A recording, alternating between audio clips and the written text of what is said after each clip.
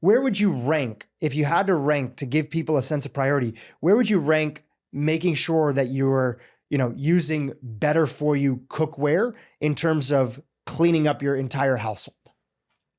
First, I'd start with water. Then I'd tackle the air. Then I'd tackle the type of food that you're eating. And then number 4 would be the cookware. Because if you're buying all these organic foods, whole foods, and you want to prepare home cooked meals for your family, then removing the source of PFAS from your home is key. So it would be within the top 4. What are your recommendations for better or best type of cookware that's out there for people? Stainless steel. So we want to look for stainless steel. Some of it can contain chromium and nickel. And nickel can be problematic for some people, but for the vast majority of people, it isn't an issue. So stainless steel, cast iron, and solid ceramic or pure ceramic cookware. So the issue with some of the other cookwares is that when you cook acidic foods, so there's heat, there's acid, there's friction, there's time, a lot of different variables involved, that can encourage leaching. So for example, cast iron, you don't necessarily want to use acids on there because that could actually compromise the cookware. So in that case, then I would use a ceramic cookware, but not the ceramic coated. I want to be very specific about that because ceramic coatings are just a swap for the nonstick coatings.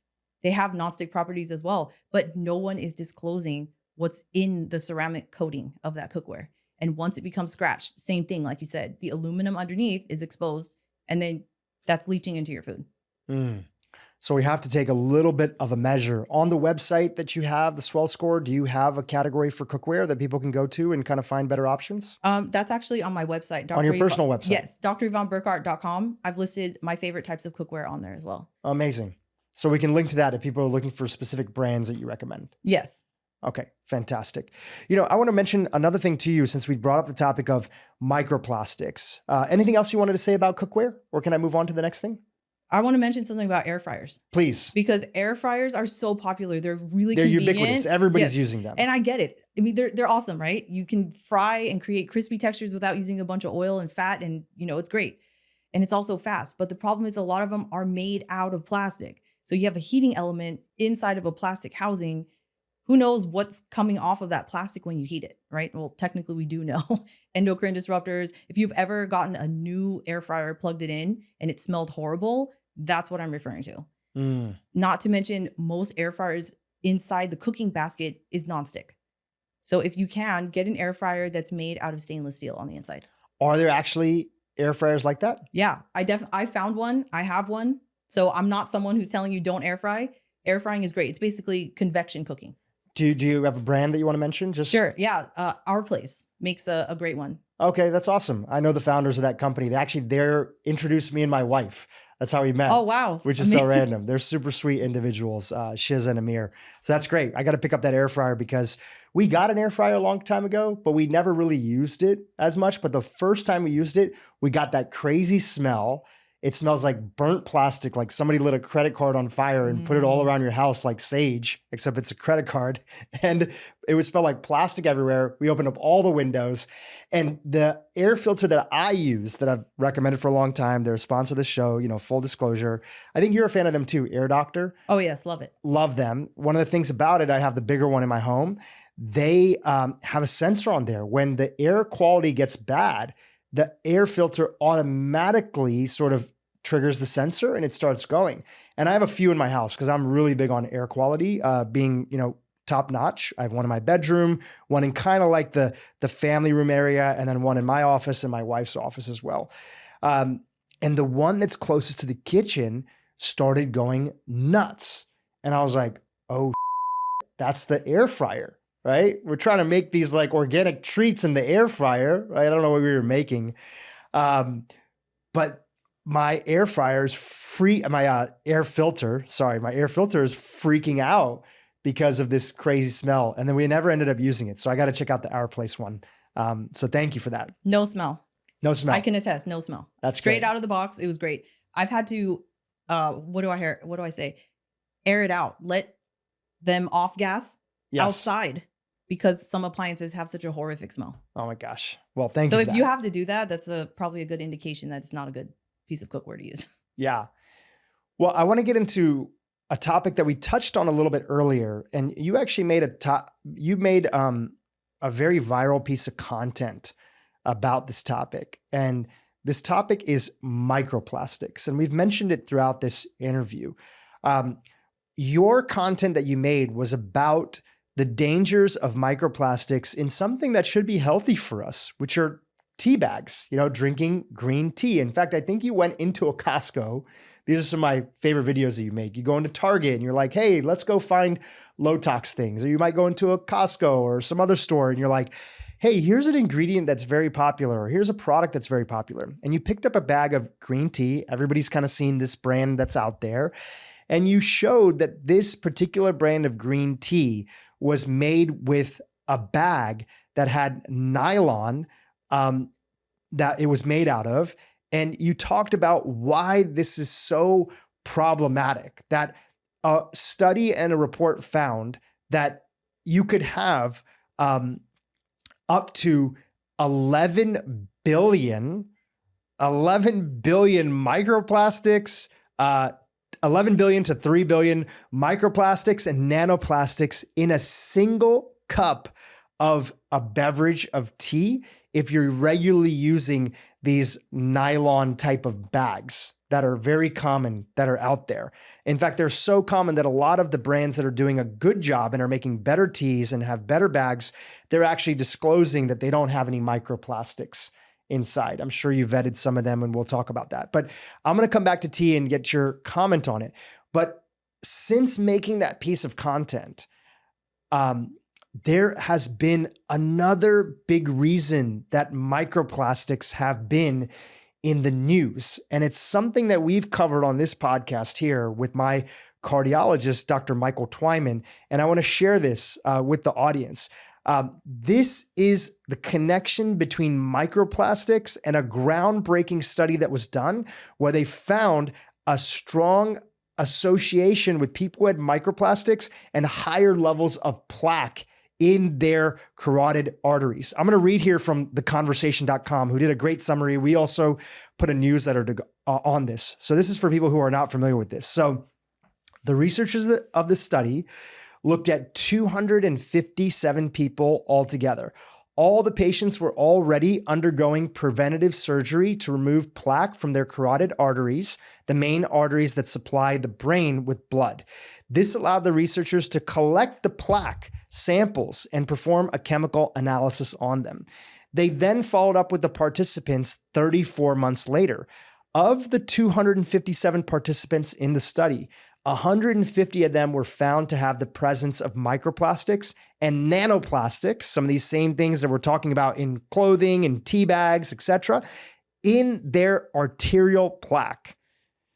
Mainly fragments of two of the most commonly used plastics in the world. Polyethylene, used in grocery store bags, bottles like bottled water, and food packaging, and polyvinyl chloride, used in flooring, and then also PVC piping. I might have butchered the pronunciation of that. A statistical analysis of this data found that patients with microplastics and nanoplastics in their plaque had a higher risk of suffering a heart attack, a stroke, or death from all cause compared to those who had no microplastics or nanoplastics in their plaque. The researchers also analyzed the macrophages, a type of immune cell that helps remove pathogens from the body in the patient's arteries. And they found that the participants who had the highest levels of microplastics and nanoplastics in their plaque also had evidence of plastic fragments in their macrophages. Just a spoiler alert, you shouldn't have any microplastics interfering with those macrophages. So the last part here that the article mentions, again, this is all taken from theconversation.com that did a good summary on this, is they also looked at whether certain genes associated with inflammation, which can be a sign of disease, were switched on in the participants. They found that the participants who had microplastics and nanoplastics in their plaque also had high signs of inflammation in their genes. First of all, this is mind-blowing. They're literally saying that the more microplastics that you have on, the more plaque that those individuals had. Sure, it was a smaller study with 257 people. But when I first came across this study, it reminded me of also the breast cancer study that you talked about on the podcast last time, that individuals that higher toxins inside of their body that they found through these biopsies had these genes turned on inside of their body that were associated with, more likely to be turned on for people who eventually got breast cancer. What are your thoughts when you saw this article in the news and you hear me reading the summary here? Well, it's the first evidence linking microplastics to human disease. Before this, there was evidence of microplastics being detected in various human tissues, but there wasn't an actual disease that was linked to it. It was more of a general sense of, well, we know that microplastics and nanoplastics are foreign objects. We know that they can promote inflammation, but this is pretty crazy to think that now it's been detected in the actual plaque that people have once they have this disease state. So it's hard to say, right? Did the micro nanoplastics cause this? Did it contribute to it? Well, likely contributed to it, but it could also be an overall toxic lifestyle in addition to all the microplastic exposures together. Yeah, it's so nuts because we literally do not know the extent of the damage of all these different products. Every year, it seems like we're figuring out something new about how these products can make our body suffer from some of the top killers in the world. And by the way, for anybody listening, cardiovascular disease, which arterial plaque is obviously deeply connected to, and atherosclerosis is the number one killer on the planet. So if they're finding that these plastics and microplastics and nanoplastics have some connection, we all should be alarmed and we should all be paying attention. I think one recommendation that my cardiologist gave, and I'd love to hear if you agree with it, and then any other recommendations to minimize microplastics. He said, number one, first and foremost, get a filter for your house, preferably a reverse osmosis. And really, unless if it's an emergency, don't drink out of bottled plastic water bottles because a lot of those have microplastics. Many of those cases of bottled water that we see are on hot grocery trucks and delivery trucks that are out there. They're being exposed to high heat. Sometimes they're sitting in the sun in a warehouse for a long period of time with the sun coming through the window. Sometimes they're left outside. We have no idea how much microplastics are there inside of them. So avoid plastic bottled water, really, unless if it's an emergency. Do your best to be drinking reverse osmosis at home. And when you're out and about, if you can get water in glass or you can get water in potentially metal containers. Sometimes these metal reusable containers are also available. Another recommendation that I know you would have is avoid plastic tea bags or anything that's hot that is in nylon or some of these other chemicals that are known to have microplastics in them. Anything else that you want to share with our audience about greatly minimizing their exposure to microplastics? The avoidance of processed foods, because the packaging that the foods come in as well, those start to break down. And what I want to reiterate or really just shed light on is the fact that plastics inherently they are stable. They are created to be stable, right? They're not created to quickly break down. That's why they're so persistent in the environment. So we can't expect them to break down in our bodies. So for one of those things is also avoiding a ton of packaged foods, because there was a recent Consumer Report study showing the levels of microplastics in certain types of foods. And lo and behold, ultra processed had the highest levels. And that's not surprising. Yeah, absolutely. Oh man, a lot of things to be mindful of, but the goal again is, because I know some people are listening here, very intentfully listening, they're both feeling excited because we're empowering them with this information, maybe some things that they didn't know about, but there's also part of them that's afraid. And they feel afraid because they're like, why should I even bother?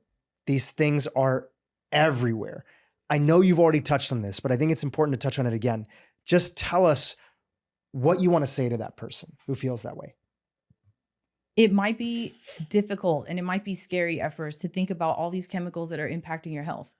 But if you have ever dealt with any type of chronic health issue, any type of fertility struggle, and I speak from personal experience, then you will understand the true value of your health. And if you know how precious your health is, it's the only thing that we have really separating us from death is our health. So if you are afraid, just remember that there are so many things you can do to help your body. Just do the best that you can. If you want to give yourself a fighting chance at having a life and health that is radiant, it is absolutely possible despite the polluted environment that we live in. It really is not something to bury our head in the sand over, and just really give yourself a fighting chance. If you care about your health, if you've got a family, if you've got kids, especially, just think about your future generations. Yeah, I want to also add, I've been trying to minimize the toxins in my life for 20 plus years now, ever since I started changing my diet and becoming aware of this world and slowly going down the rabbit hole of this content. And I want to say that I don't really spend a lot of time thinking about it anymore. Once you've made some basic changes in your home, once you understand that, how do I protect my water, make sure I'm getting clean water, you have filter recommendations on your website, which we are linking to in the show notes. Once you understand like how to make sure your air is clean by getting rid of these scented candles and other indoor air pollutants, potentially, of course, everybody can open their windows. That's free. And then if you can afford it, a high quality filter is a great addition. Once you cover a lot of the basics, once you clean up your diet, you have a good workout routine, you're not obsessing about these things every single day. In fact, the most amount of time that I spend on this is in preparation of, our interviews together, because I have to remind myself about the latest literature and the science. I'm not worried about these things. I don't live my life in fear about these things. I'm not freaking out because I know that I'm majoring in the majors. I'm largely avoiding ultra processed and highly processed foods. And my diet is mostly made up of whole foods.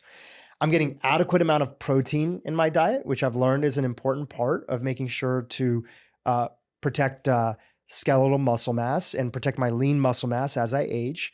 I'm getting a ton of phytonutrients by having a diversity of different fruits and vegetables, and in some cases, some supplements that I've added into my diet. I take a few supplements that are there that are important for me that I've personalized with the integrative and functional medicine doctor that I work with.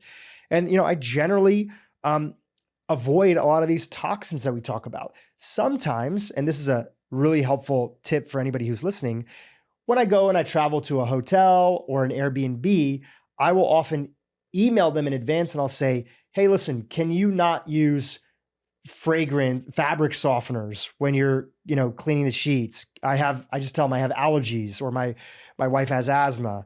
Can you do a checklist of these things? Can we make sure, some hotels these days are actually offering even air filters inside of the hotels that are there. So I'll have a little checklist when I travel. I'll shoot an email. Sometimes they can do it. Sometimes they forget. Sometimes they can't do it. And you go into an Airbnb and there's Febreze sprayed everywhere on everything. And you know what? You do your best. You don't let that stop you from having a good time and enjoying the special occasion that you're celebrating with your family. You open the windows and you continue to live your life, right? I travel and I'm in a lot of Ubers, right? Sometimes there's an air freshener in the back and I just unplug it and I put it on the side, or I ask the driver, can I take that out and can you put it in the glove box? And other times I don't feel like making it a big issue because I can tell they're in a bad mood and I don't ask about it and I just lower the windows. So my bottom line is that even as somebody who's in this space, who lives as much of a low-tox lifestyle as anybody that I know, I'm not thinking about this on a regular basis. It's not consuming a lot of my attention. Most of my attention and energy is focused on living life and having fun and spending time with the people that I love and doing great work that's there. And so I am not thinking about it. And I want to promise you that if you're not used to this world and you're just getting educated, in the beginning, it can feel like a lot. But once you get the basics, you really are not thinking about it all the freaking time.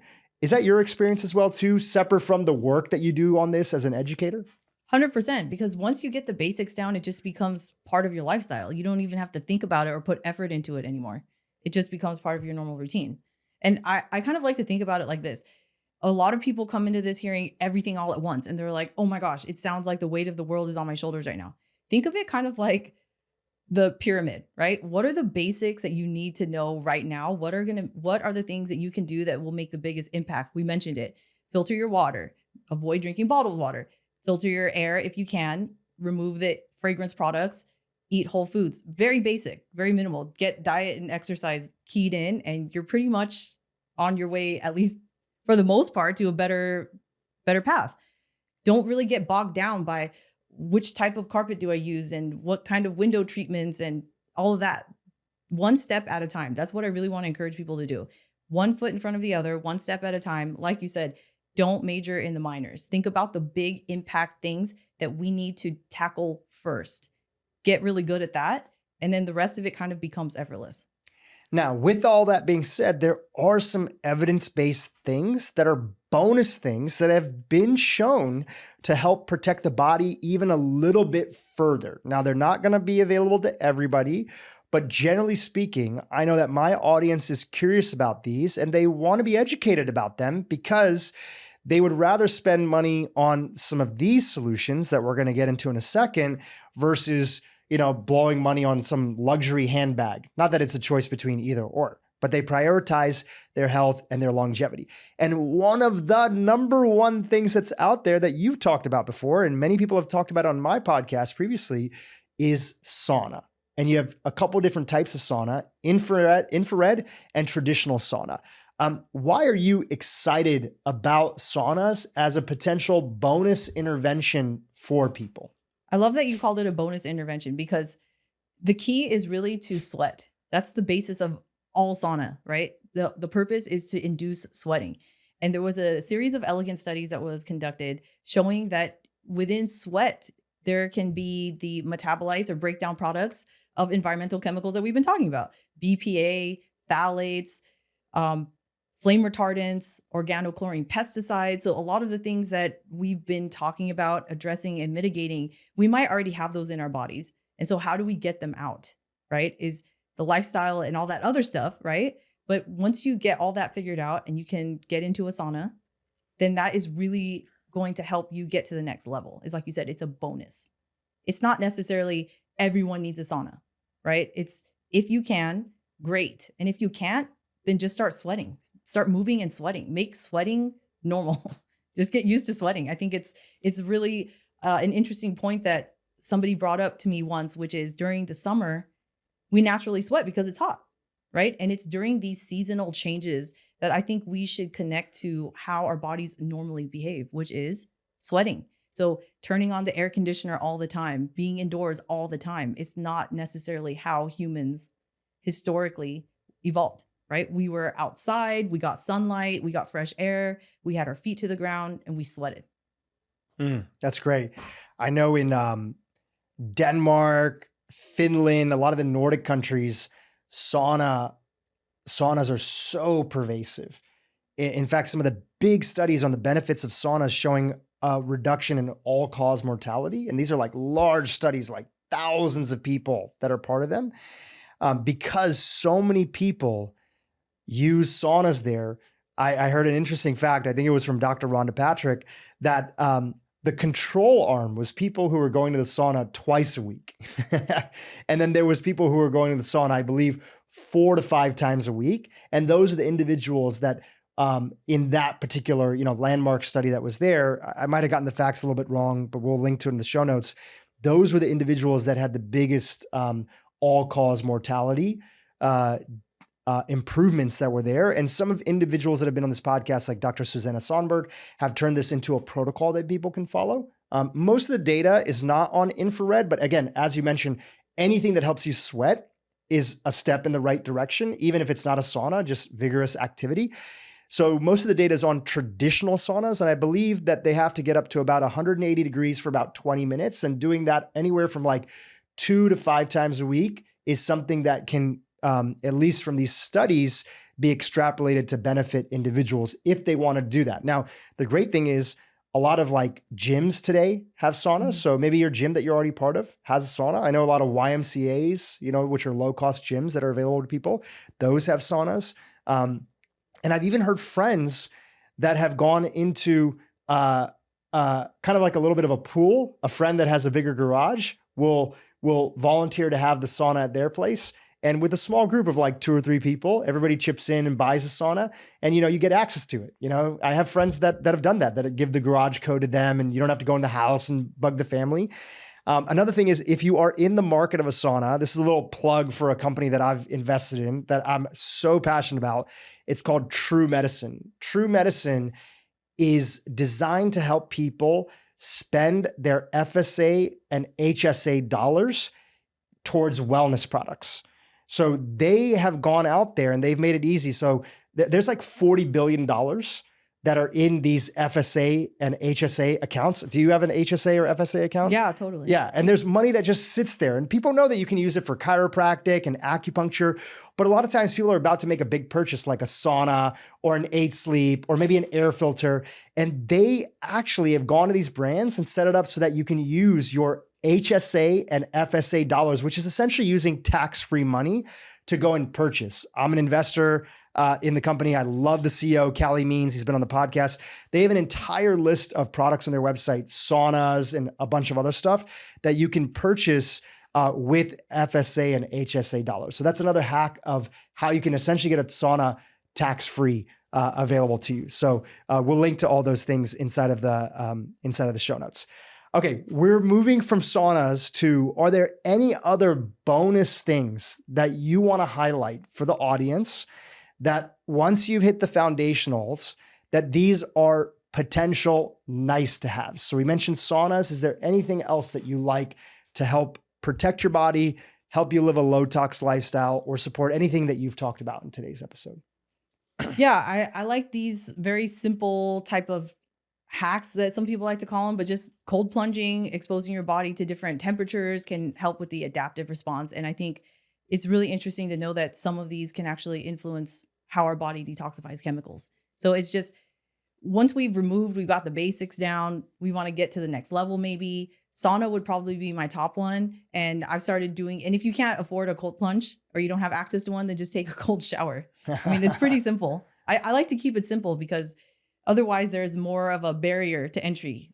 Yeah, the tougher that you make things to do, people won't do it. So we got to keep it simple. So I want to move from these bonus things that you mentioned, like cold plunge, sauna, which can be great for people. They could be a splurge, but again, the goal is just sweating, activity, even taking a cold shower, cold bath. These things could all be potentially helpful.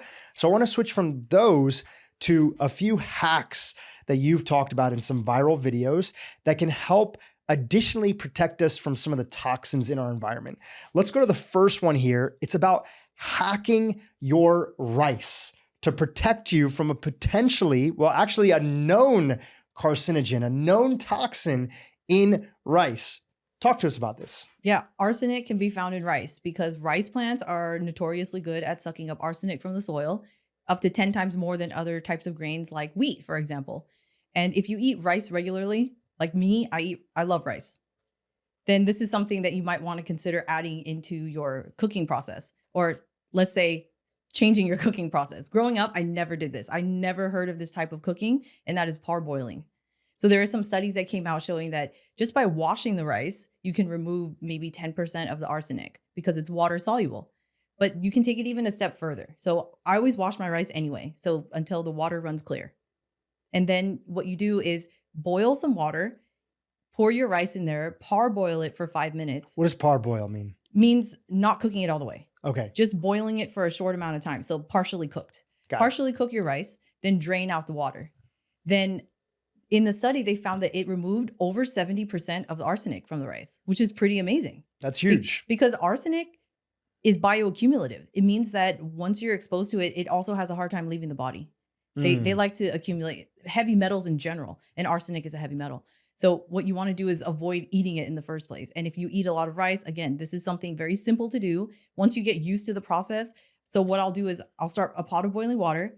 I'll wash the rice. Once it comes to a boil, pour the rice in, boil for 5 minutes, dump that water out, and then you let the rice cook in the residual water. The paper actually said to add water back in, but I found that it made the rice too wet, and I didn't like that. So I didn't add any water back. And a lot of people commented and said, we've been parboiling our rice for as long as I know. And I thought, oh, this must be a cultural thing. So Hmm. it was really cool for me to learn how other cultures are cooking rice. At least in my Vietnamese household, we did not ever do this technique, but I've definitely changed the way I cook rice. I parboil it. I don't use a rice cooker. I actually use a pot on the stove.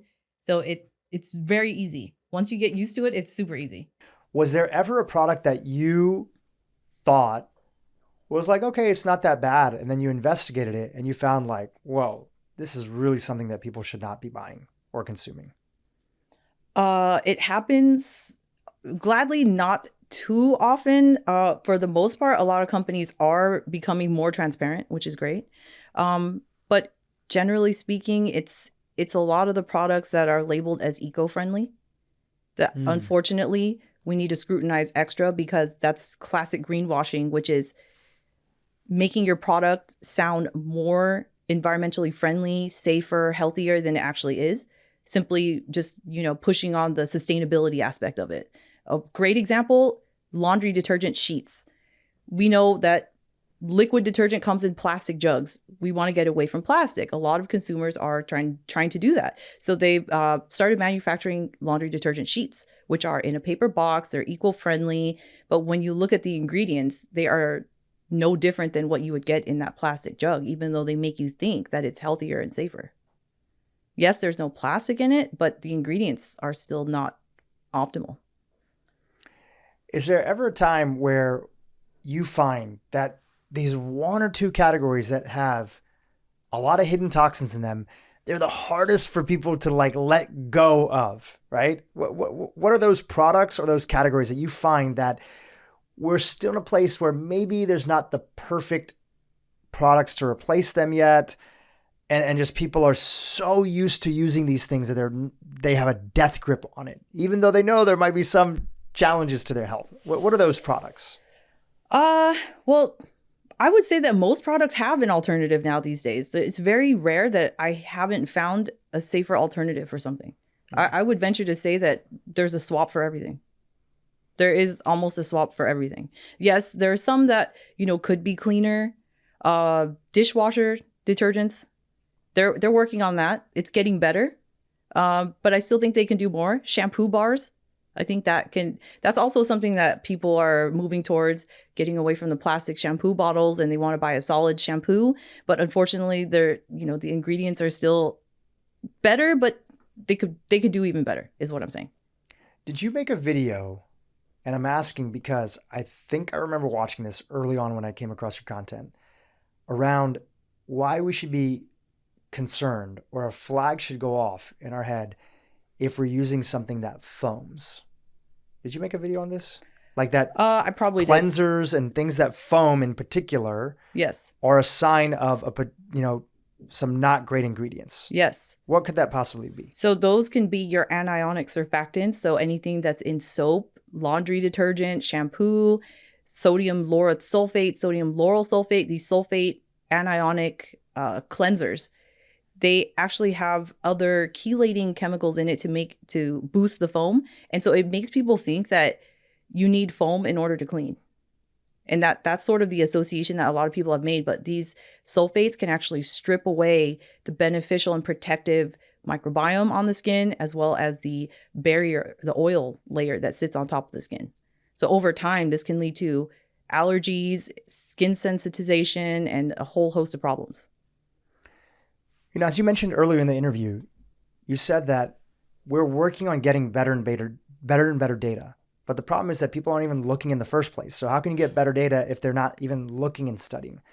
That being said, there is often associative data where people are sounding the alarm around something.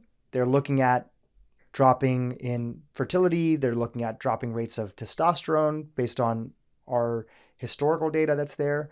And they're also looking at increases of incidence of disease, especially in young people. You mentioned to us before we started recording about a paper that you came across recently, or that you've been highlighting. Can you talk about that paper? And I think Tessa might even have it pulled up.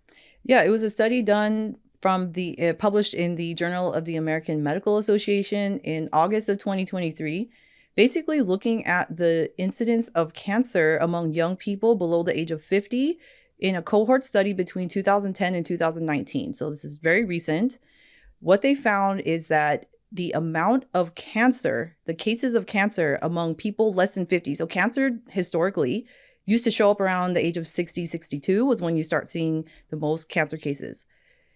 That's the paper. Okay. So in JAMA, title called Patterns in Cancer Incidence Amongst Young People Younger than 50 years in the U.S. population, 2010 to 2019. We'll link to in the show notes. Sorry for cutting you off. No problem. What they found is that the incidence of breast cancer is the highest it's ever been among people that are younger. Cancer in general didn't used to show up until later in age, because the way that carcinogenesis happens is that it typically takes decades from when the exposure started to see the actual disease manifestation. But that's changed now. And I would hypothesize that it's because the exposure level, the toxic load that people are born with every successive generation is getting higher. So that window of health is shrinking. It's getting shorter so that disease shows up earlier in life. And that's what they saw in this paper. So the rate of cancer in GI or gut cancer was the fastest growing, but the highest total number of cases was breast cancer in these younger people. And I myself personally know a handful of women who developed breast cancer in their 30s. So I can't imagine how many of the listeners and viewers also have the same experience or personally went through cancer themselves. It's horrifying when you think about it. We are doing an experiment on entire multiple generations of human beings. There's the other side, which is that innovation happened. Obviously, there's many instances where these plastics have saved lives, made certain things possible. And nobody's saying that we're trying to return back to a hunter-gatherer society, right? You're not saying that. I'm not saying that. We're saying that, okay, great. We got a lot of benefit out of these things. Now, it feels that the consequences and the damages in relation to those benefits and other solutions that would be there, the damages is so potentially high that literally our species is at threat of survival as well as our health span. So even if we're able to live to 75, 85, 95, whatever it might be, we're living sicker than ever before. And is that the world that people want to live in? And I'm hearing you essentially ask that question to individuals.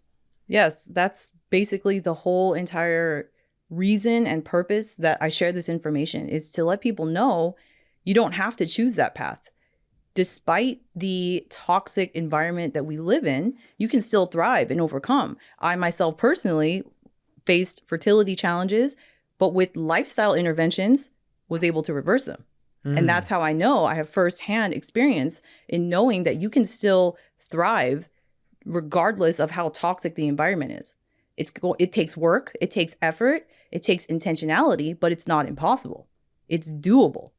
It's absolutely doable. And it's not difficult. It's just wrapping our minds around the fact that the products that we are being sold right now might not be promoting health the way that we hope, but there are companies out there who are pushing for change, that are being transparent, that are sourcing quality ingredients, that do prioritize human and environmental health. And so that's what my mission is to really highlight and encourage these companies to really come to the forefront. Because when we vote with our dollars and we put our money behind companies that are actually making positive impacts on human and environmental health, then we help them to grow. And then the price can go down, right? It doesn't have to be expensive or inaccessible to people. And even if you can't afford the top of the line everything, I made significant improvements in my health without investing in any gadgets or gimmicks or anything like that. It was lifestyle interventions. I want to ask you about natural flavors in foods. But before we get there, what was your red pill moment? What was the moment that you took that pill and you could never look at the world the same way? Because as you've mentioned, you've also worked in industry, you've seen behind the scenes. Was there a moment, a situation? Was it your fertility journey? Or was it truly just a more gradual situation? Was there somebody that nudged you and said, hey, we need to reconsider how we look at this kind of whole field? There's that saying, it's hard to get a man, Upton Sinclair, I believe it is.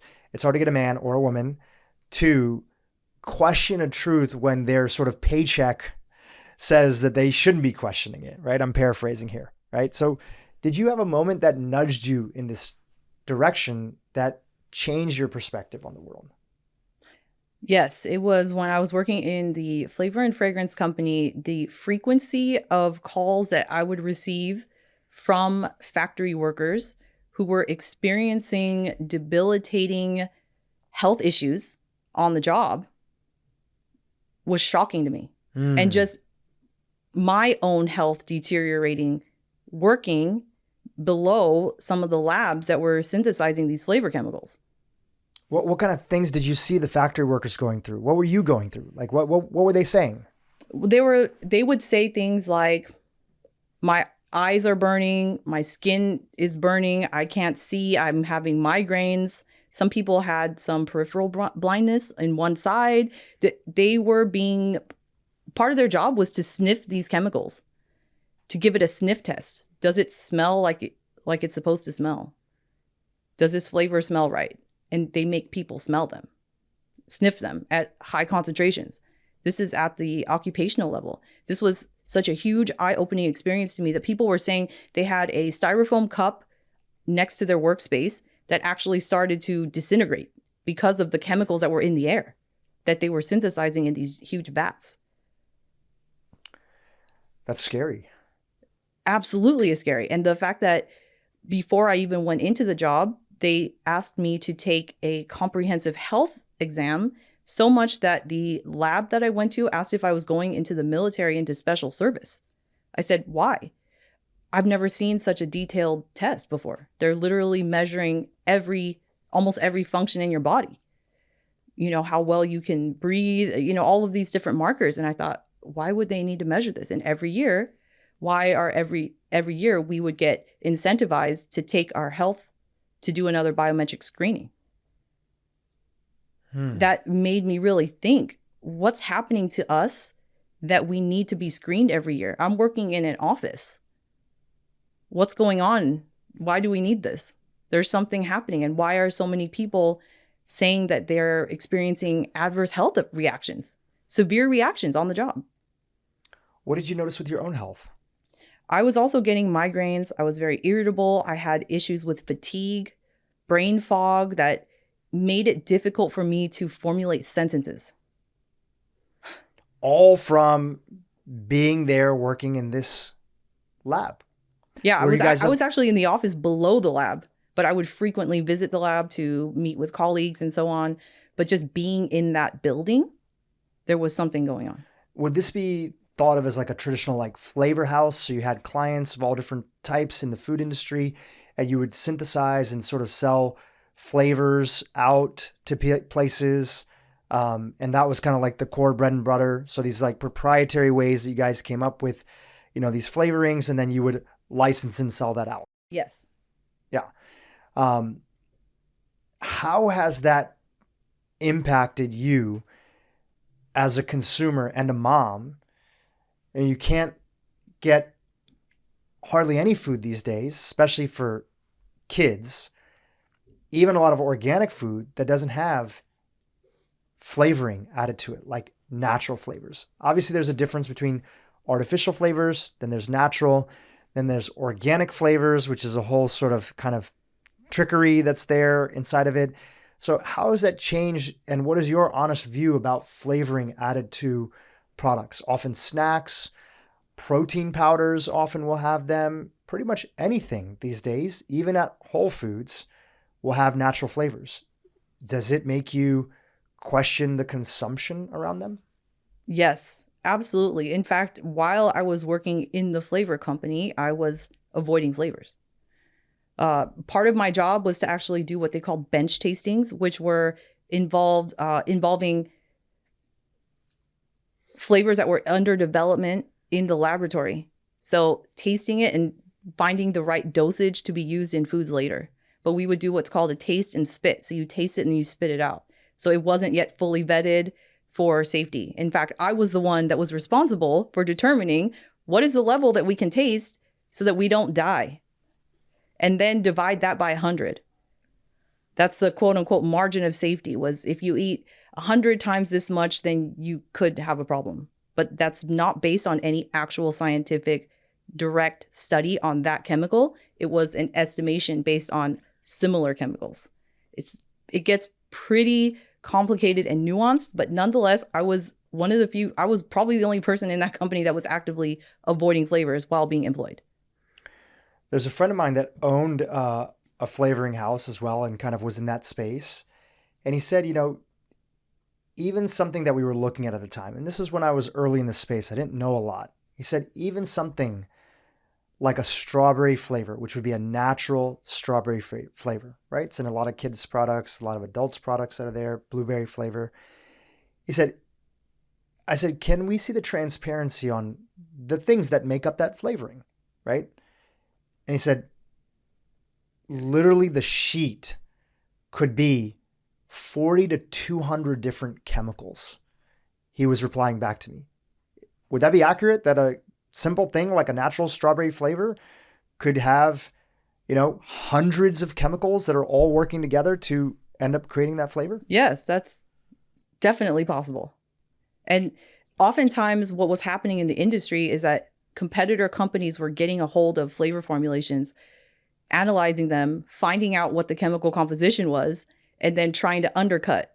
So there's this whole thing that's going on in the flavor industry. So some flavor chemists would try to make their flavors more complex so that the other guys couldn't reverse engineer and figure out what it was. So it could be well into the hundreds of chemicals. And those chemicals are not just like other fruits and things. It could be like vegetable oil derivatives, an extract from this thing, like some component, like anything that they could say, but it would have to come from a natural source, as you mentioned earlier. But that doesn't mean that it can't have been processed 5 times or more. Just that, or more, for that one ingredient, which is part of another 200 ingredients in a particular flavor. Right. Exactly. So you can take something that's like a whole food source and really get it down to a single chemical entity. That's the worst case scenario. And that's actually what's happening, unfortunately. Here's the other side of this that is something that I know that I struggle with, and a lot of people who are trying to help individuals live a healthier life struggle with. Generally, the more restrictions you place on someone in terms of what they need to do to be or eat healthy, let's talk about eating healthy, the more things they have to do or the more things they have to avoid, the more likely that they're not going to be compliant, and the more likely they're just going to return to the average of what everybody's doing. And the average of what everybody's doing is they're eating a lot of processed foods, and they're getting a lot of their calories from ultra processed foods. And they're drinking soda, and the number one vegetable consumed in the United States is potato, and number 2 is tomato because of ketchup, and pasta sauce, and potato because of French fries, right? So the challenge that I have, and I have some good friends that are on a crusade to tell consumers. In fact, I just had an episode with my dear friend Vani Hari, the food babe, and she has her own brand called True Vani. And she feels very clear that natural flavors are one of her top priorities of things that she wants people to avoid. And she has, very similar to you, she didn't work in the industry, but she feels that she had all sorts of skin rashes and eczema and other stuff. And once she's removed the amount of, natural, and I think she might even been having some artificial flavors at the time, that went away, right? So that's her personal sort of N of 1 story. I contrast that with somebody like myself, who generally is eating mostly home-cooked food that's there. Or if I'm ordering out, it's going to be from restaurants that are using, minimally processed, things like that, staying away from pretty much all ultra-processed foods that are there. And still, occasionally I might have a protein powder that has some natural flavors in it. Or I'm at my family's house and there's some ingredient that they might be using in something that has a little bit of natural flavors in it. And In addition to that, I say that, let's say 10% of my 10% or less of my calories is coming from something that might have a natural flavor in it, right? I don't do any artificial flavors, but natural flavors. But it's not just like our food habits live in isolation. I'm also trying to go to the gym and have resistance training. I'm also trying to limit my exposure to like fragrances. I'm also trying to do that. So my only concern about statements that come from the top that say, hey, we need to avoid natural flavors, and that's one of the top priorities, is that many of the people that are out there that are listening, they still, at least based on the data that we have, they're not exercising enough. Their sleep is often messed up. And not that it has to be either or, but again, going back to this first thing, the more stuff you put on people's plates, the more that it's likely that they're going to be like, oh, I can't do any of this right. And they just give up and they go back to doing. You and I are different. And obviously probably a lot of my audience and your audience is different that's out there. A lot of them live and breathe this stuff. Their primary value in life is maybe avoiding these ingredients and things. So that's kind of like something that I struggle with. And I would love your honest take on that in terms of how you think about it as a communicator to the public when you're trying to balance out how many things you have people doing and the prioritization of those things. I agree with you that the more we add to the list of things to do, avoid, don't do this, don't do that, it can get rather daunting, especially if somebody is just hearing about this for the first time. So really simplifying it and distilling it down, which I love that you asked, what are the top 5 things that you can do right now? What are the areas that you can really focus on? And I really love that type of list question because it really helps people to focus. And don't get overwhelmed. Don't start drowning and drinking from the fire hose. Just one step at a time, one foot in front of the other.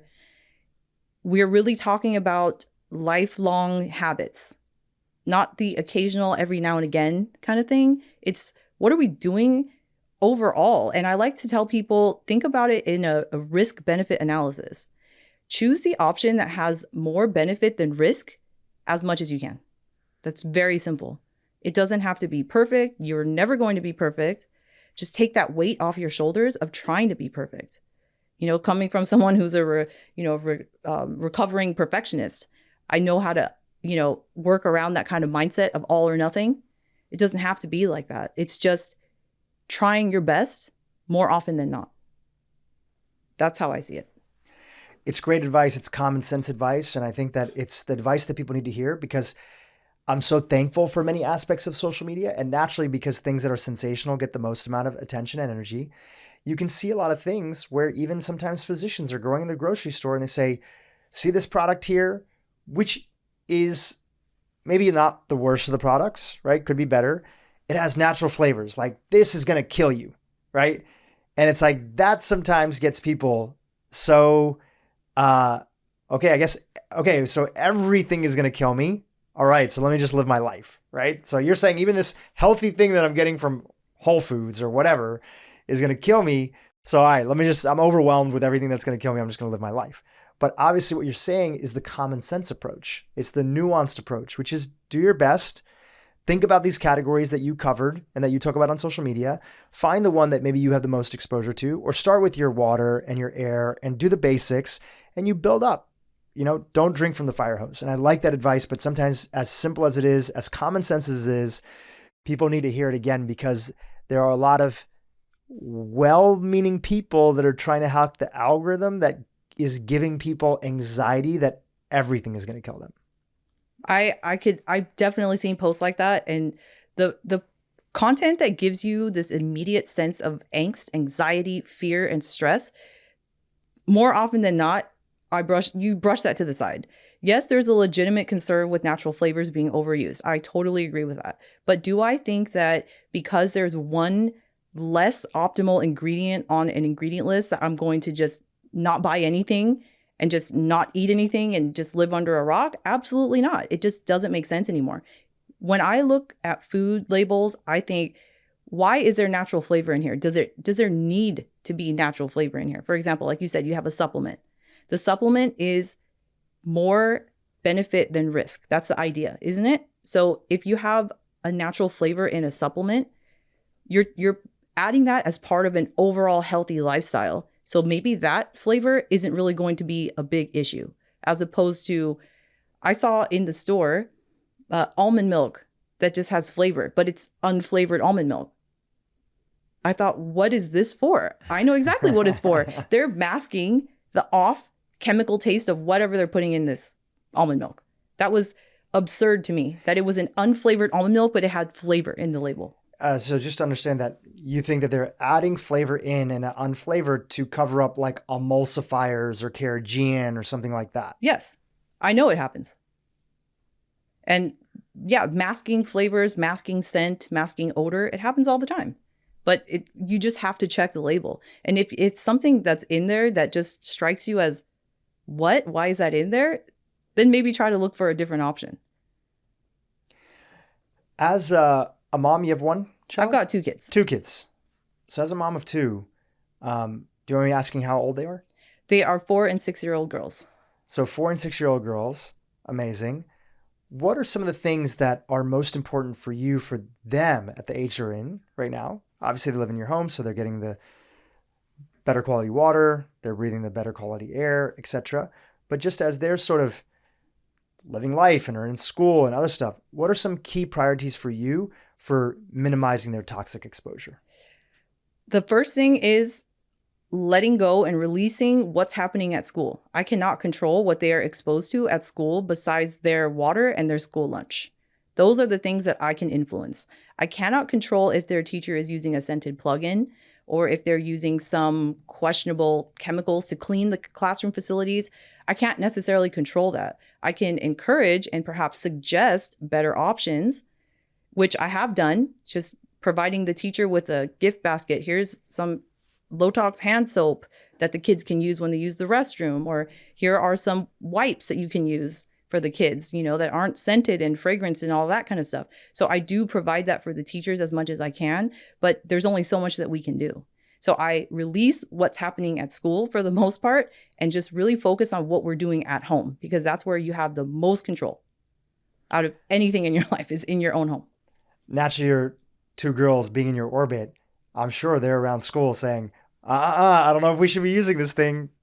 They might be. I mean, they come with me. They see me scrutinizing products, reading ingredient lists, and I make it a habit to tell them, hey, between these 2, or, quiz them, what do you think is the better option? And they know to avoid the, brightly colored toothpaste with the glitter in it, with, all the animals on it and the characters. And so they're pretty keen already on what are the red flags, really just high level overview on how to navigate what's happening in store aisles.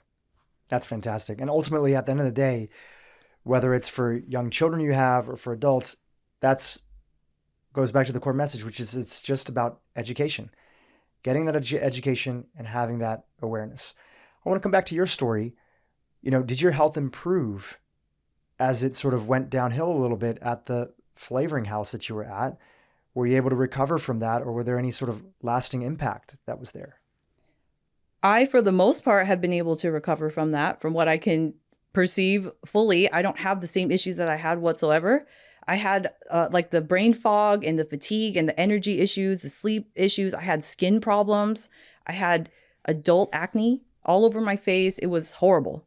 And once I started working with a functional doctor, we started pinpointing what are some deficiencies I have, which helped significantly. But the last piece of the puzzle was really me detoxifying my home. And that's when I saw the next jump improvement in my health, was getting rid of, like you mentioned, the candles, the plugins. I was the person that loved working in the flavor and fragrance company because I got free fragrances. It was the best, I loved it. But then, untangling myself from that stronghold that it had on me was a really, really, really big way to improve my health, which I still to this day don't use fragrances, and I minimize scent. I don't necessarily avoid every single scent. I don't see any issue with essential oil based products like candles, like you mentioned, beeswax candles. I really dove into the scientific literature to look at the types of waxes and that produce the least amount of pollutants into the air. And thankfully, it was beeswax that came out on top. Huge. Dr. Burkhart, as we're winding down here, and thank you so much, first of all, for making the journey up here. As I've mentioned, I've been a huge fan of your work. And when I saw you were on my buddy Sean's podcast and he had mentioned you to me, I thought, oh my gosh, I didn't actually even know where you lived. And the fact that you were here in Southern California, I thought, wow, this is incredible. I'd love the opportunity to chat with her. So number one, thank you for doing what you're doing. Thank you for putting your content out there, because I could imagine, in addition to all the people that you're helping, there's probably also every so often people that are experts in the industry who try to come after you and say that you're fear-mongering and try to discourage you. And whether that's what they truly believe or whether they're nefarious, there are big companies. Pharma has been known to hire. GMO companies have been known to hire PR houses and have people that look like they're everyday normal people to leave crazy comments on people's pages. So I appreciate you stepping into your hero's journey and saying, look, even if people are going to push back, the world needs this information. My daughters need this information. My daughter's future kids need this information. So I just wanted to take a moment to just acknowledge you for going down this journey and for putting yourself out there publicly for the world's benefit.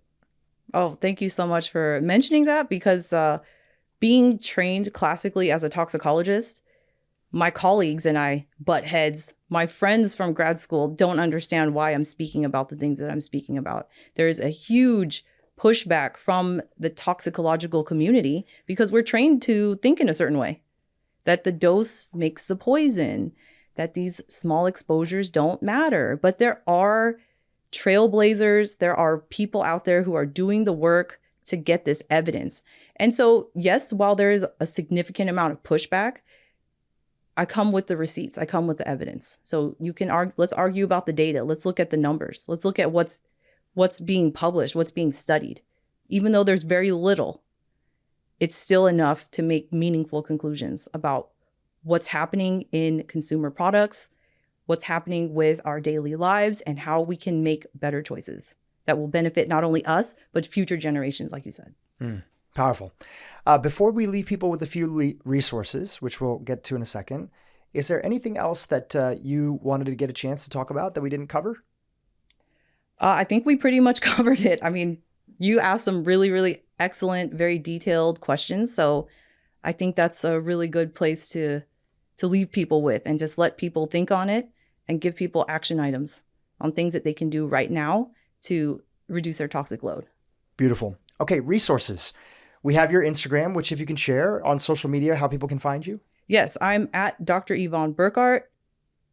And I'm also on YouTube. You can watch some of my longer form videos there, where we get really deep on one subject at a time. So I did a really in-depth diaper investigation. I'm now doing one about baby wipes. So really trying to help, especially parents, navigate the aisles. Because with our children, more often than not, when we start taking action is when we find out, hey, we might be pregnant. We might want to get pregnant. So let's start purging our home of all of these toxic products. So that's a great place for people to get help with that. And a little spoiler alert on the diaper investigation. There was, I think, 40 companies that you looked at? 30. 30. And out of them, only like 4 of them? 3. So 3. Okay, so just chat about this. Yeah. So 10%, so 90% of diaper companies that were marketing themselves as non-toxic, claiming to be free of X, Y, and Z chemicals, either didn't respond to my inquiries or could not furnish some sort of proof or evidence or test reports of these claims. Wow. So 90% of non-toxic diaper brands are making unsubstantiated claims. Crazy. You mentioned a couple certifications that are out there, and obviously the Swell Score is a group that you're involved with. You're the head screening expert that's there. Are there any that you feel that you would trust, these certification groups that are there, these databases that you have experienced in the past? Yes, I actually would go to the Clean Label Project. Clean Label Project. Cleanlabelproject.org. It's a nonprofit organization that actually has several different levels of certifications, and their Purity Award being the highest. So especially for parents, so what they do is they will test categories of products, publish the reports for you to see, and a company that gets certified means that they have met certain criteria. So the purity award is the highest that you can achieve. And so thankfully, they are focusing a lot on baby foods at the moment, which is huge because, as you know, there were high number of heavy metals or high levels of heavy metals in baby food that came out recently. So there's actually a new bill that was just signed recently that requires baby food manufacturers to test and publish their heavy metal reports for their foods in California. Yeah. That won't go into effect, and you won't see that until 2025. So the Clean Label Project is a great place for parents who are looking for cleaner baby foods. Again, these are processed foods, so still not, fresh, unprocessed foods. But let's say if you choose to want to give your child some food like this, the Clean Label Project is a great place to start. The first product that I want people to pay attention to is something that is pervasive. It's everywhere. Most people have them in their homes. I myself used these for decades before realizing the issues and the harm that they were causing. And it's something that I still see people using every day around children, pets, and it's something that we've adopted and it's part of our culture, and people have a sense of emotional attachment to it. And that is scented candles. Scented candles, when burned, are significant sources of indoor air pollution for many reasons. The reason we need to be concerned with indoor air pollution is that what we inhale directly enters our bloodstream and quickly travels to the brain and to the rest of our body. It's crazy. We had on one of the world's top experts on Parkinson's disease, and he came on this podcast and said there's 3 primary drivers that he's found in the evidence base. We'll link to his episode below that drive Parkinson's disease that they've seen over a period of time. And one of them was air pollution, not just outdoor, but indoor. And sometimes the indoor air can be even more polluted than the outdoor air. And one of the things that's contributing to it are candles. So you have 5 reasons why scented candles, and there are healthy alternatives. We're going to get to that in a second. You've made a whole list of them. There's 5 reasons, and we're going to walk through each of them. So the first reason that you refuse to use this product in your home is that candles are a source of indoor pollutants like formaldehyde, benzene, and a few others. What are these words that some people have heard of, but some people haven't heard of? So these chemicals, formaldehyde, toluene, and benzene, these are carcinogens. They're very potent and known human carcinogens. So there's a lot of chemicals in our environment, but not everything is toxic.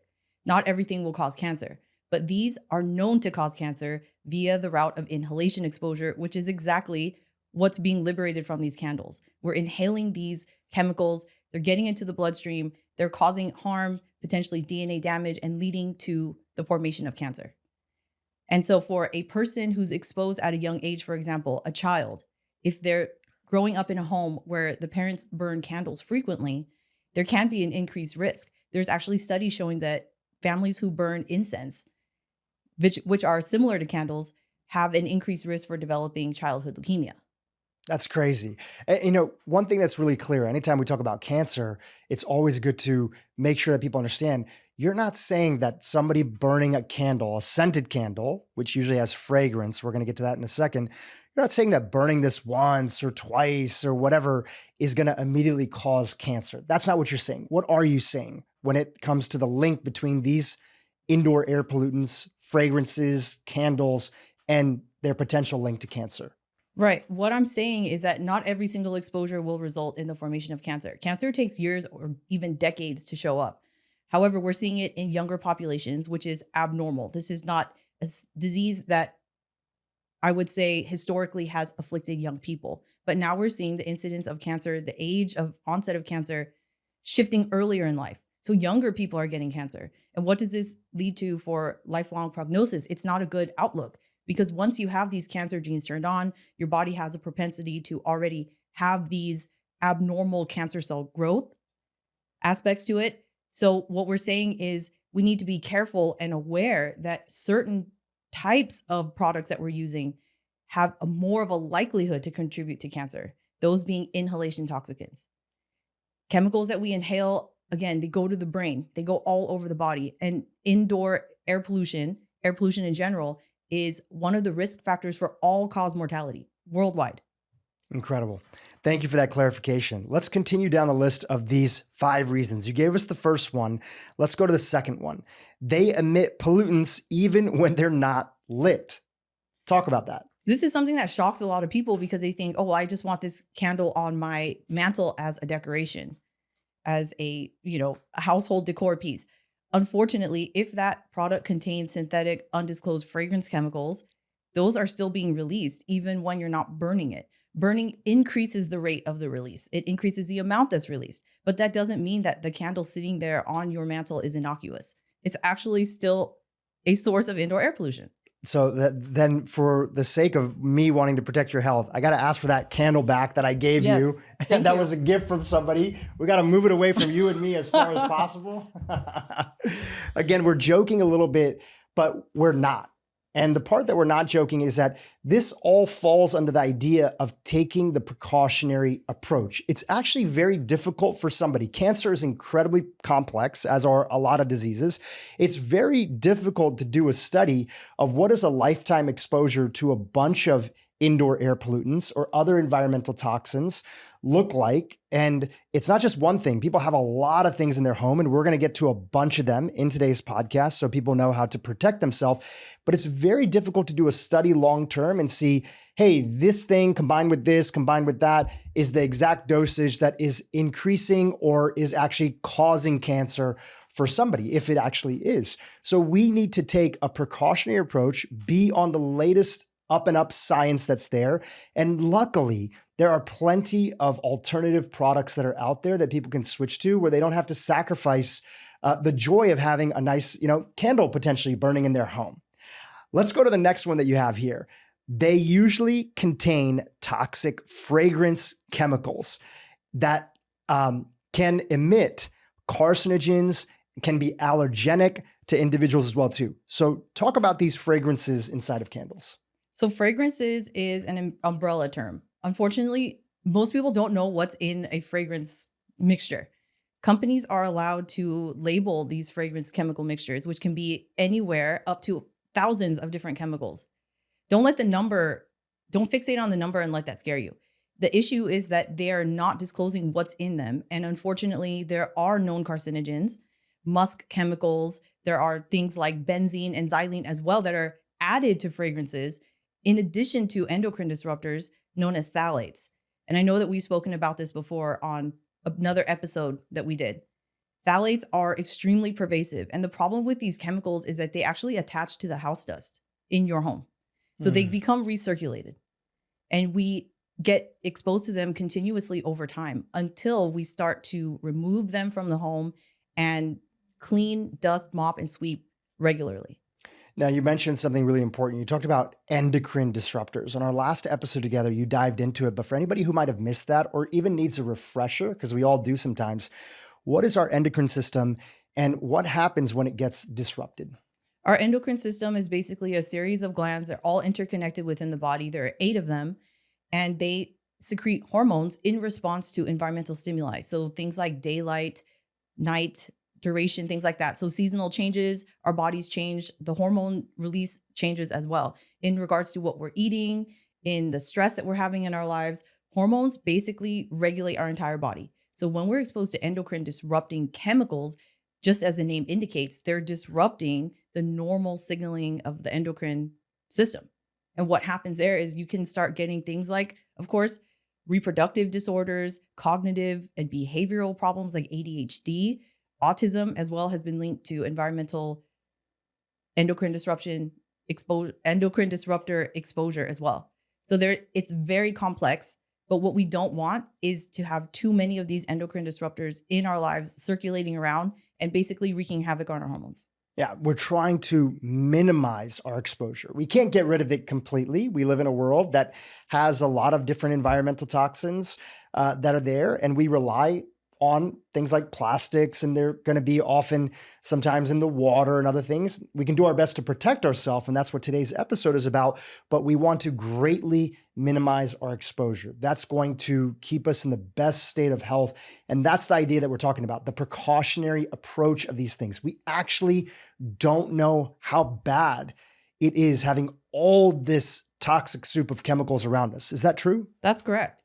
Most of the chemicals that we're exposed to now don't have any scientific research or data behind them showing what amount is actually safe. It's quite shocking if you think about it. We're just surrounded by a lot of chemicals, but again, don't let that get into our heads and scare us and make us feel like we can't thrive and be in optimal health. It just means that there's more to be aware of that even the people who started creating these chemicals don't even know about. It's so true. And you see that today in the news.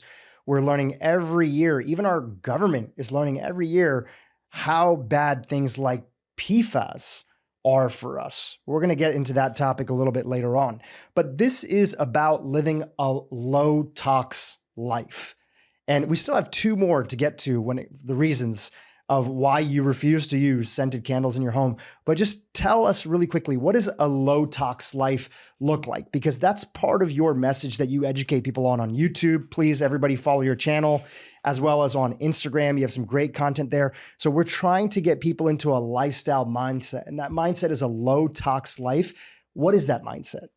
It's basically doing our best, like you said, to avoid and mitigate these exposures to toxic chemicals in our everyday products. We can't control everything. Things that are happening outside of our homes are just out of our control. But a low-tox lifestyle aims at focusing our efforts on mitigating the exposures that we bring into our homes. For example, the products that we're using on our skin, what foods we're eating, the type of water we're drinking, the air quality. So one of the big drivers of air quality is pollution, right? If you're using a lot of scented and fragrance products like candles, that's going to make your air dirty, basically. So we want to be as clean as possible, but that doesn't mean that we have to avoid all modern conveniences at all. It's just being more aware and doing our best to avoid further exposure. We're never going to be perfect. We're never going to be no tox. That doesn't exist. That's why I like to use the term low tox, because we want to stay on the lower end of the toxic exposure spectrum. That's fantastic. All right, let's get to number 4 and number 5 here on the list of reasons that you refuse to use scented candles. Number 4, some dyes used to color candles are carcinogenic, according to Health Canada. Talk about the dyes. A lot of candles that we see have bright colors that people like to use to match with their home decor. Pink and yellow and bright purple and whatever. Exactly. So one of the things that people don't realize is these dyes that are being put in these candles are carcinogenic. And then when you burn them, nobody knows if you're actually inhaling that or not. And that's a huge risk factor that I don't think people are aware of. That was a shock to me as well. Is great. If you can get a white candle, that's at least less risk than a bright red colored candle. But most candles out there are brightly colored. All right, number 5. Candles are largely unregulated, aside from the types of glass containers required and fire safety precautions. So you're telling me the glass that is holding the candle is probably more regulated than the candle and the toxic soup inside of scented candles. Correct. So that's wild. It is totally insane to think about. The container is what's regulated, and the wick. So wicks historically contained lead. And when you burn that, then lead is being released into the air. So the Consumer Product Safety Commission of America has regulated the type of wick that you can use. So it has to be an unleaded wick. Then the type of glass container is also regulated, because if you're putting a candle in plastic, that obviously doesn't work. If you start burning it, then the plastic will start to melt. So the certain type of glass is also important. But those are the only components of a candle that are actually regulated by anyone. That's crazy. Now, you shared something at the beginning of the podcast. You use these products for years, and you've been very transparent on your journey that, and in our last episode together, that you fell victim to a lot of this marketing or lack of education yourself. So once you finally woke up and saw the science of why these products, in this case, candles, could be so toxic, scented candles, just so everybody's clear, what did you do? Do you just not use any candles in your home, or did you switch to some better alternatives? I started switching to better alternatives. If there's a habit that you're really attached to, something that you really like doing, for example, burning candles. Candles have been around for thousands of years. People may use candles to light their homes, to provide heat, to cook with. We're not saying that candles should not ever be used. It's the type of candle that we're now seeing on store shelves everywhere. That's what we need to be skeptical of and question and look into more, because the more widespread a product is, the more mainstream, the more likely it is to contain chemicals of concern. That's the unfortunate reality that we live in. But with that said, there are certain types of candles that are lower risk, low tox. For example, I did a lot of research looking into the types of pollutants that are released by different types of waxes. I switched first to soy wax candles because that just seemed like the next best thing. If I'm trying to get away from these toxic scented candles, what am I looking for instead? Soy-based candles were the next alternative. But come to find out, unfortunately, even though a candle says soy blend on the label, it can still contain petroleum-derived paraffin wax, which is the worst type of wax to burn. Wow. So it's quite deceptive. So once I realized that, then I said, okay, well, what's even better than that? Let's look towards the historical candle materials, which is beeswax.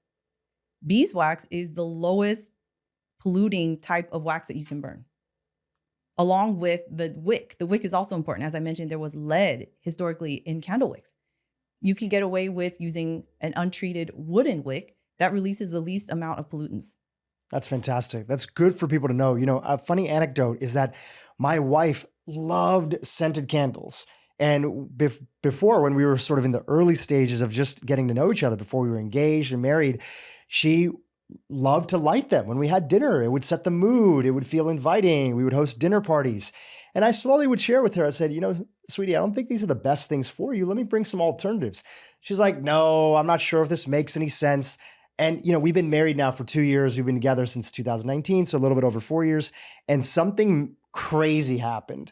We went to a party yesterday, a house party that a friend was hosting, and graciously invited us over. And when we got in, this friend, who was so kind to have us over, there was multiple candles that were burning in the house, like regular scented candles, not the beeswax candles that were there. And my wife, who's now had years of not being exposed to candles, midway through the dinner was like, it's crazy. Like, I don't get headaches and I have a headache right now. I was like, oh yeah, try drinking some water, do this, see if that works. And then she was like, no, I didn't feel any different. And then we left. And after about 30, 45 minutes of us leaving, being back at our own home, she was like, you know what? My headache went away. I said, babe, I don't know if this is it, but I wonder, you've not been around scented candles at all, and you just were around a ton of scented candles, and now you're not there, and the headache went away. So we can't know for sure, but that does seem like a strong possibility in her case. Yeah, definitely. And I think it's very common amongst people, myself included, when we remove these fragrance chemicals from our everyday exposures, our bodies become more sensitive to them, but that's a good thing. So it's a process of habituation. When you're constantly smelling something, your brain wants to turn that part off. So it's not constantly registering that you need to be aware of imminent danger, because our sense of smell is part of our survival mechanism. Smelling something bad, of course, it brings up our alert system, right? We don't want to smell something bad. Same thing with candles. Our brain will turn off those continuous fragrance scented candle pathways in our brains. And when we remove them, we become very sensitive. And so a lot of people I hear every day say, oh my gosh, I can smell everything now. I didn't realize. And it's almost as if our sense of smell is being dimmed and muted by all of these chemical exposures. Oh, it's so true. It's like when you are growing up and you eat a diet of processed foods and so much sugar, healthy food tastes not good. But when you cleanse your palate and you sort of refresh your taste buds and you realize that actually eating healthy gives you a ton of energy and you don't feel like crap all the time because you're eating processed foods, and you don't get sick all the time because you're eating too much sugar and processed foods. Now, when your palate is retrained, you actually start to love simple foods with a little bit of salt, and you can enjoy the taste. And in the rare chance that you go back to eating some, ultra processed foods, you're like, this doesn't taste good anymore, right? This doesn't taste good. So it's all part of living a low tox lifestyle. So, this idea of why you don't use scented candles plays right into this bigger concept, which is indoor air pollution can highly threaten our whole body. It can go up to our brains. It can make us more likely to have cardiovascular disease, the World Health Organization has found. And this plays into protecting our lungs. You made an incredible video on YouTube. Again, we have a link to your YouTube channel below. Please, everybody follow Dr. Yvonne Burkart's channel below, and we'll link to it here in the YouTube channel as well. You made a video and it was called 9 Ways to Detox and Protect Your Lungs. And one of them was, we've already covered it, getting rid of scented candles and incense in the home. But I want to cover a few more here that we didn't get a chance to touch on. And the first one is actually super simple, and yet so many people do not do this thing. And it's the idea of taking off your shoes before you start walking around your house. Why is this so important when it comes to detoxing and protecting our lungs? Our shoes basically attract dirt, germs, pollution, fecal material, a lot of nasty stuff that you don't want in your house. And if you're wearing your outside shoes in your home, you're basically spreading that all around. And our homes really do need to be our sort of pure, as clean as we can get it, a sacred temple, I like to think of it. Because especially if you have a child who's crawling around on the floor, that baby's face and lungs are really close to the ground, their airways, and they're putting things in their mouths. And as a baby, these exposures to things like pollutants, heavy metals, whatever is coming in on your shoe soles can be really devastating and damaging to that baby. It's nuts. I just went to use the bathroom here before we started recording, and I was at the urinal, and I'm just thinking like, okay, it's a men's bathroom. Men are not as sort of tidy as women, right? It's for an office building. There's like pee on the floor. There's all sorts of stuff. I'm trying my best not to step on anything, but imagine, as clean as I am, I go into a bathroom and then now I'm walking into somebody's house and they don't have, I always take my shoes off, by the way, even if somebody doesn't tell me to. But let's say they don't tell me to take my shoes off. I'm bringing all that stuff into their home, or even worse, into my home. And that's not a good way to live. Right. It's invisible, right? We can't see these pathogens that we're bringing in necessarily, although you can see fecal material, right? If you step on it. But that's typically what I always do, is remove my shoes. And if I have somebody coming into my home that's doing service work, for example, I make sure that they put shoe covers over their shoes. Yeah, these little booties. Yes. You can buy them on Amazon. You can buy them from your local drugstore. Ask people to wear on booties if they have to keep their shoes on. Right. So, we talked a little bit about this, but I want to ask you another question. This was number 3 on the list. Number 1 was take your shoes off. Number 2 was candles and incense. We talked about that. But expanding on number 3, which is fragrances, keeping away from fragrances in your house. Besides candles, what are the other most common sources of fragrances that are contributing to a ton of indoor air pollution that are then hurting your lungs and hurting your heart and hurting your brain? Scented plugins are probably number 2 on that list, because they're designed to release fragrance into your air. And some of them you can see a mist. And I've actually moved into a home where the previous owners used a significant amount of scented plugins, and there was a residue on the walls where these scented plugins were attached to the wall. Not only that, we had ceiling fans, and as I mentioned before, fragrance chemicals attached to the house dust. There was a significant layer of dust on top of the blades of the ceiling fan, such that when we went to replace the fan, all of this dust came off and I smelled the fragrances that the previous owners used 2 years prior. Oh my gosh. That's crazy. Anything else in addition to these plugins that people use? I don't really see this as much, but are people still using air fresheners around their home? Yeah, air fresheners. They've got those like trees that people like to hang in their car. That's another example. Diffusers. So people are buying these diffusers that have these wooden sticks, and then they release a fragrance over time. If you're not using something that is more, I would say, minimally processed, like an essential oil, then you don't know what's in those fragrance chemicals. Some people can buy just a bottle of an unknown mixture of whatever, put those reed sticks in there, and they'll release these fragrances over time. And the fragrance chemicals are what are really concerning, because again, a lot of these are known carcinogens that we shouldn't be inhaling. We don't need to be inhaling these chemicals. We have to think of these fragrances as secondhand smoke. The same way that we would sort of gasp if somebody was still smoking, especially inside of the home, right? Okay, fine, you're addicted to nicotine. You haven't gotten off cigarettes yet. Go smoke outside, have the window open, whatever. But if you are in a closed home where the air is not regularly recirculating, or even if it is recirculating, it's not being filtered, and you have a ton of these fragrances, you are 24/7 being exposed to these all day. And the fix is simple. Just remove a lot of this stuff. When your house is clean, it actually smells pretty good. And I actually like the smell of like home cooking when people are like cooking at home. That also smells good too. All that stuff is better for you than being around a ton of fragrances.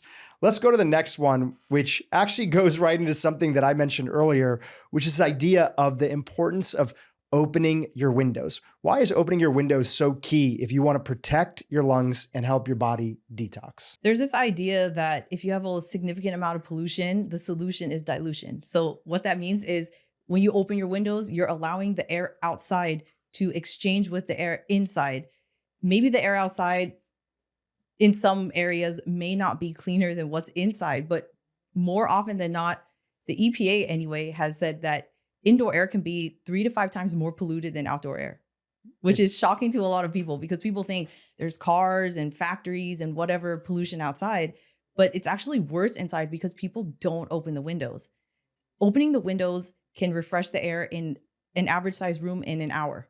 And this is a huge amount of pollution that's going outside and you're getting fresh air, which is what our lungs and our bodies are asking for.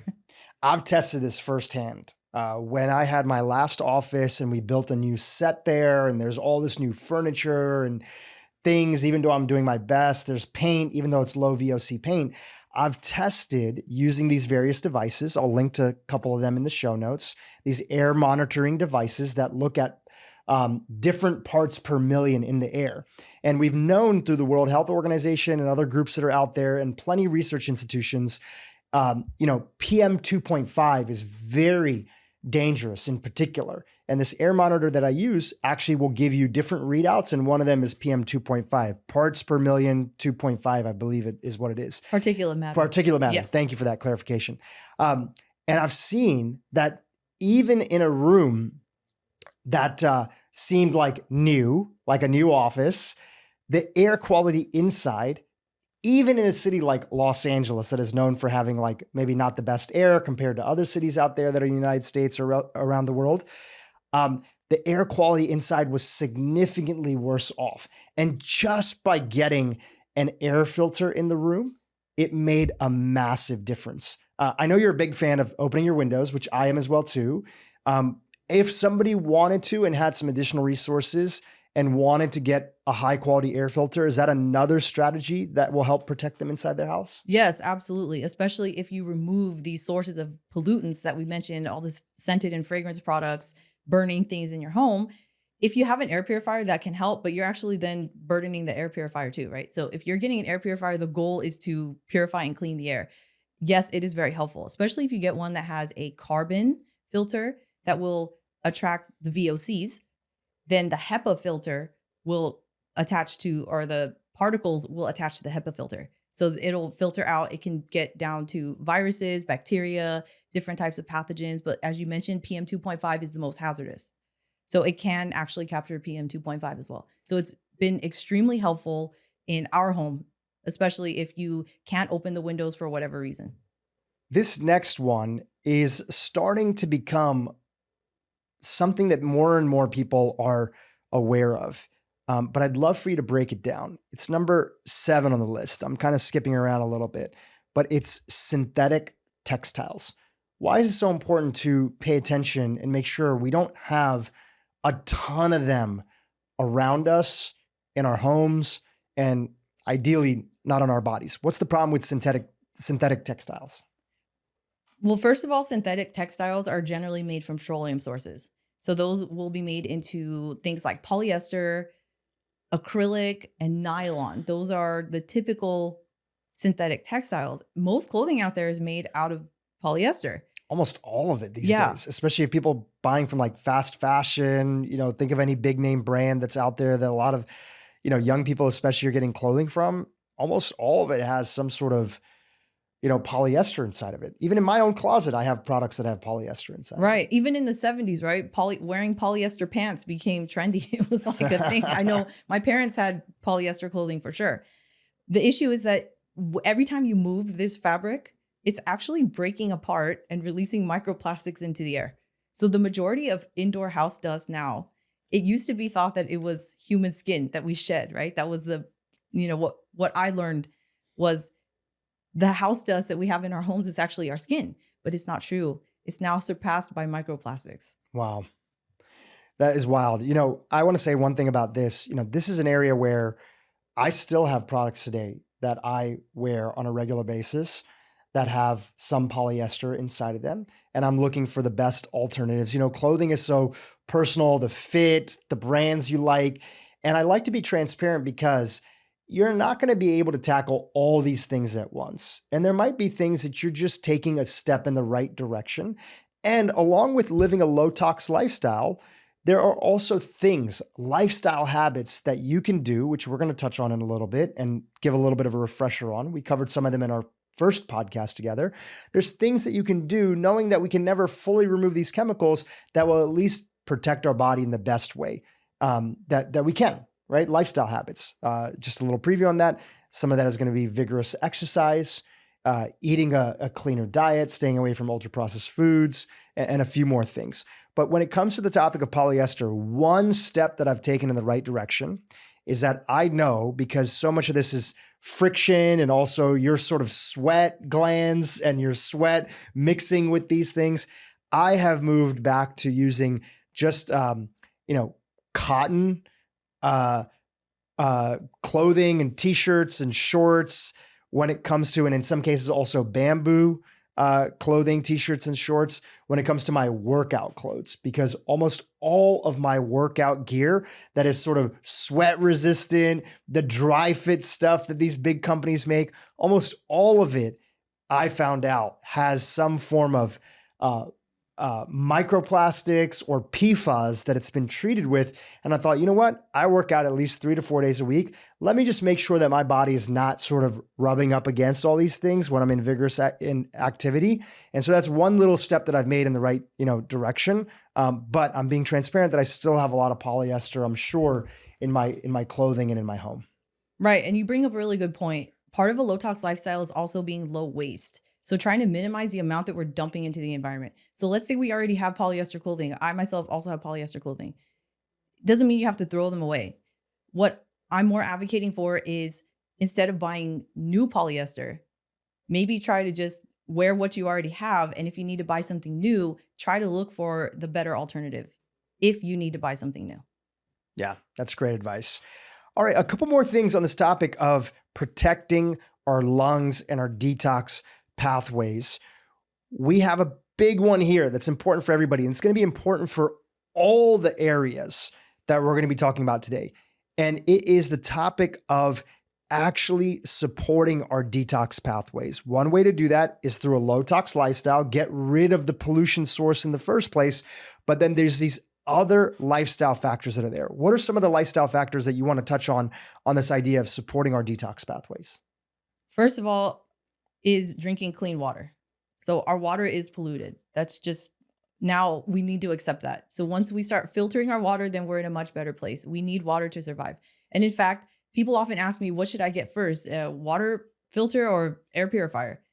It would be a water filter, because with air pollution, we can take a lot of steps to remove the pollution, right? But we can't really remove pollution from water unless we actually filter it. So water filtration is key. Also, like you said, avoiding ultra-processed foods in favor of whole foods, unprocessed foods. And it doesn't matter if you eat conventional foods, if that's all you can afford, that's totally fine. That's way better. That always, in my opinion, trumps. Whole foods is always better than ultra-processed foods. Yes, because there's still vitamins and nutrients and things that are helping to support detoxification, even if there are pesticides in it. Again, we can't avoid everything. Just do the best you can, but try to stay away from the processed stuff, because that's where all the toxins are really coming in. A significant majority from the processing, from the ingredients, from the packaging. It's just not an optimal food choice. The flavors, the dyes, some of these companies here, I'll put one on the screen here. Valerie, if we can stick it on, I'll send you the example. A good friend of mine is Vani Hari, the food babe, and she's made these images popular. Many of the products that we buy here in the United States, some of those big companies that are making these products like macaroni and cheese or other stuff, they have one version of their product that they make for the US market that has some potentially harmful ingredients that at least have been recognized in the EU. And then in places like England and France and other places in the European Union, they have another version. You can see it here on the screen here that I'm pointing to. And that's why we just have to be a little bit mindful. Again, we're not telling people to be perfect. We're just trying to do our best that if you steer towards a whole foods diet, that's going to be a massive step in the right direction of protecting you and your family. Correct.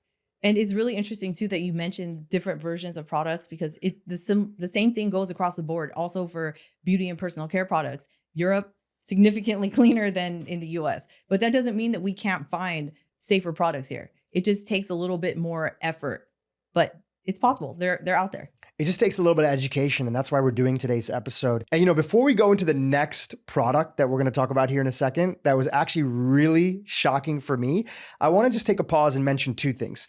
Number one, can you share your credentials and your background here for our audience, just in case if people didn't hear the first episode? And also number two, talk about your why. Why are you so passionate about this topic? I have a PhD in environmental toxicology, and what that means is that I have studied how environmental chemicals impact the human body, as well as how does our human activities impact the environment. So it's really understanding mechanistically, how do chemicals cause harm and at what amounts and in what way. In that way, then we can really start to put the pieces together to figure out how we can help our bodies to defend themselves against these toxicants. And part of my research as a PhD student was looking at glutathione.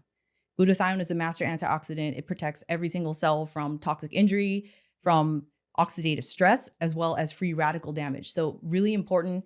Another lifestyle tip to mention is just really trying to be mindful to increase our glutathione as much as we can, because a lot of the chemicals that we're exposed to are taking away our glutathione defenses. And so then that's kind of leaving us vulnerable to further toxic injury. So the more that you can remove the toxic chemicals and support and boost your glutathione levels, the better off you'll be. Hey YouTube, if you enjoyed what you just saw, keep watching for more great content on how to improve your brain and your life. Lung cancer is still the #1 killer, even though people stop smoking. So the progress we've made has been prevention, not in treatment.